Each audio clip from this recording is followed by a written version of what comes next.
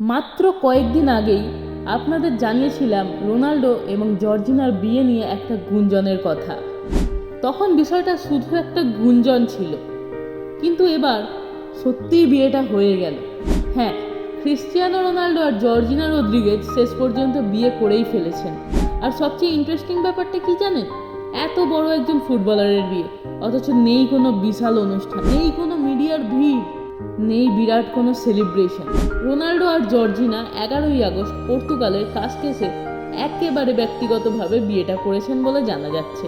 আর তাদের এই স্পেশাল ডেতে বাইরের কোনো গেস্টও নাকি ইনভাইটেড ছিল না, ছিল শুধু তাদের 5 সন্তান। মানে ভাবুন তো, দুজন মানুষ, তাদের সন্তানরা, আর খুব কাছের একটা প্রাইভেট সেরিমনি।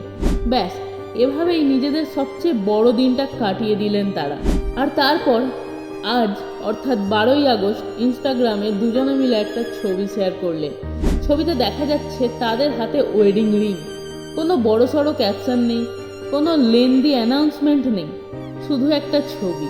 আর সেই একটা ছবি মুহূর্তের মধ্যে পুরো ইন্টারনেটে ছড়িয়ে পড়ে। তবে তাদের রিলেশনশিপ কিন্তু আজকের নয়। 2016 সালে মাদ্রিদের একটি গুচ্চি শোরুমে প্রথম দেখা হয়েছিল রোনাল্ডো আর জর্জিনার।